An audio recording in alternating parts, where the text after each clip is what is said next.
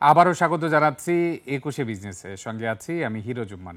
সপ্তাহের প্রথম ২ কার্যদিবস টানা নিম্নমুখী প্রবণতা দিয়ে শেষ হয়েছে ঢাকা শেয়ার বাজারের লেনদেন। গতকাল ঢাকা শেয়ার বাজারে সূচক কমেছিল ৩৭ পয়েন্টের মতো। আজও সূচক কমেছে, তবে সূচক কমেছে মাত্র ২২ পয়েন্টের মতো। সব কিছু মিলে মিশ্র প্রবণতা অব্যাহত রয়েছে এই সপ্তাহে। আজ দিন শেষে মোট লেনদেন হওয়া কোম্পানিগুলোর মধ্যে ১২৯টি কোম্পানির দর বৃদ্ধি পেয়েছে, ১১৯টি কোম্পানির দর বৃদ্ধি পেয়েছে, ২৩০টি কোম্পানির দর হারিয়েছে, ৪৮টি কোম্পানির দর অপরিবর্তিত রয়েছে। আজ দিন শেষে লেনদেন হয়েছে ৮০৪ কোটি টাকার কিছুটা বেশি। সূচক ২২ পয়েন্ট কমে অবস্থান করছে ৫,৩৩২ পয়েন্টে। সব কিছু মিলে এই ২ দিনে আমরা হিসাব করলে প্রায় ৬০ পয়েন্টের মতো সূচক কমেছে। টানা ২ কার্যদিবস নিম্নমুখী প্রবণতা দিয়ে শেষ হয়েছে লেনদেন ঢাকা শেয়ার বাজারে। দর্শক, পুঁজিবাজার নিয়ে আরও বিস্তারিত জানতে এখন আমরা কথা বলবো ইবিএল ইনভেস্টমেন্ট লিমিটেডের ব্যবস্থাপনা পরিচালক আহমেদ আরিফিন সিএফএ এর সঙ্গে। আমরা যুক্ত হওয়ার জন্য অপেক্ষা করছি। আসসালামু আলাইকুম আরিফিন ভাই। ওয়ালাইকুম আসসালাম।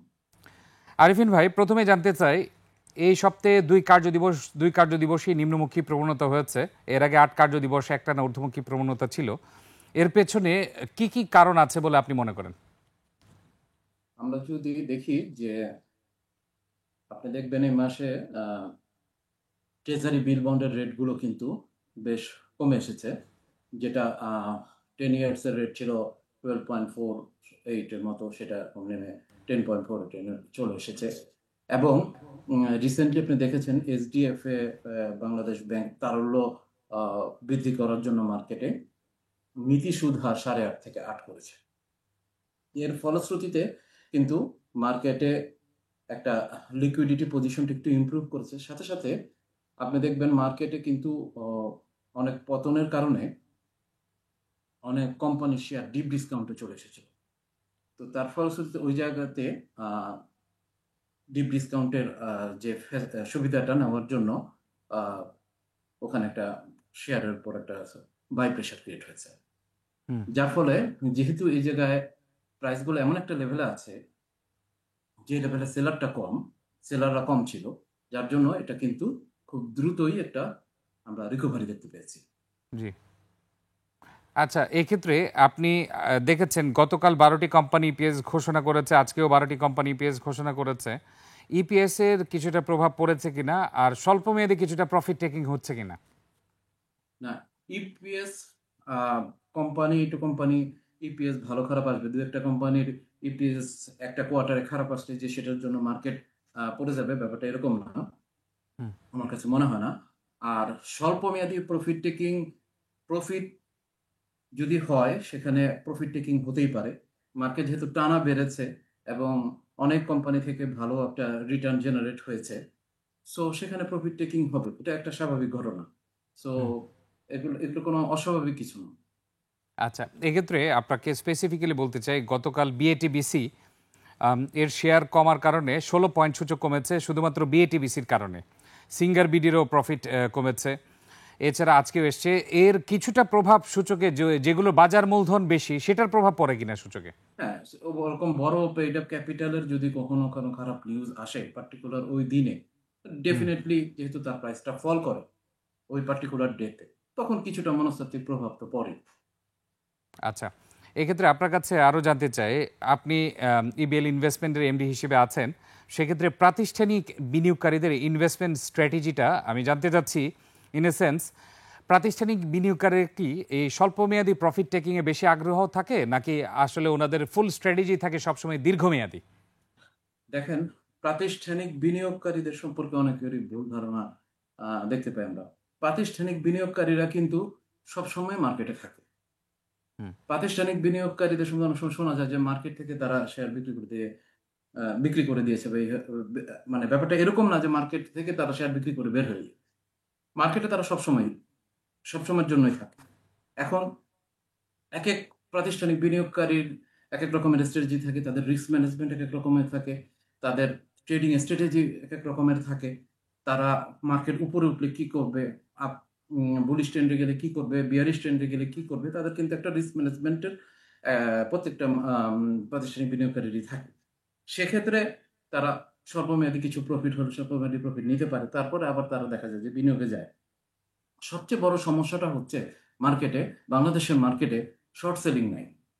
শর্ট হুম, সেল না থাকার কারণে দেখা যায় যে এই মার্কেটের যখন বুলিশনেসটা আসে বা যখন ওভারবট সিচুয়েশনে চলে যায়, তারপরে মার্কেট স্বাভাবিকভাবে যে কারেকশনে যায়, সেই অ্যাডভান্টেজ হুম, গুলা কিন্তু আহ, প্রাতিষ্ঠানিক বিনিয়োগকারীরা নিতে পারে না।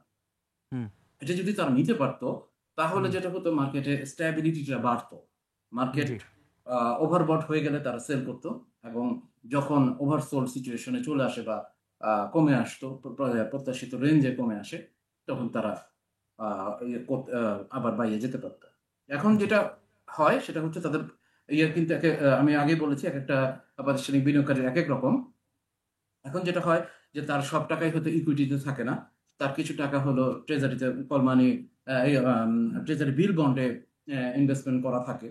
তো এই তার কিছু অংশ সে বিনিয়োগ করে সে ট্রেজারি বিল বন্ডে, এবং ম্যাক্সিমাম অংশ হয়তো দেখা যায় যে ইকুইটিতে বিনিয়োগ করে। সো এটা সে একটা কিন্তু ভারসাম্য করে সবসময় জি, রিস্ক ম্যানেজমেন্টের মাধ্যমে। ব্যাপারটা এরকম না যে মার্কেট অনেক গেইন হয়েছে, সে মার্কেট থেকে সব সেল করে জি, দিয়ে চলে গেছে, এরকম না। তার আচ্ছা, দীর্ঘমেয়াদী থাকে, স্বল্পমেয়াদী থাকে, মধ্যমেয়াদী থাকে, সব ধরনেরই থাকে। জি। এক্ষেত্রে আপনি শর্ট সেলের কথা বলেন। আপনি জানেন চিটাগং স্টক এক্সচেঞ্জে ডেরিভেটিভ মার্কেট অর্থাৎ ফিউচার মার্কেটের অপশনগুলো নিয়ে আসা হয়েছে। সেক্ষেত্রে এই শর্ট সেল নিয়ে অনেক দিন যাবত আপনারা বলে আসছেন, কিন্তু শর্ট সেল চালু করা হচ্ছে না কেন ডিএসইতে? এই ক্ষেত্রে সমস্যা কোথায়? আসলে এটি কি খুব বেশি রিস্কি হয়ে যায় এই শেয়ার মার্কেটের জন্য? এটা আমার কাছে যেটা মনে হয়েছে, হয়তো মানে এগুলো তো আসলে উন্নত দেশগুলোতে সবগুলো সব মার্কেটে আছে। এটা হয়তো তারা হয়তো কনফিডেন্স পাচ্ছেন না। কনফিডেন্সের কারণে হয়তো দিতে চাচ্ছেন না, যে হয়তো ভলাটিলিটি বেড়ে যায় কিনা, বা অন্য কোনো সমস্যা হয় কিনা। এটা একটা কনফিডেন্সের ইস্যু আছে। আচ্ছা। সর্বশেষ আপনার কাছে আমি জানতে চাই, এই মুহূর্তে প্রাতিষ্ঠানিক বিনিয়োগকারীরা পুঁজিবাজারে বিনিয়োগ করার জন্য মানে আসতে আগ্রহী হবে কিনা? আর পুঁজিবাজারের জন্য করণীয় কি, কি? পুঁজিবাজারের জন্য আসলে আহ, আমি বারবার একটা কথা বলে আসছি, সেটা হচ্ছে আমাদের ইকোনমিক পলিসির সাথে পুঁজিবাজারকে অবশ্যই অ্যালাইন করতে হবে।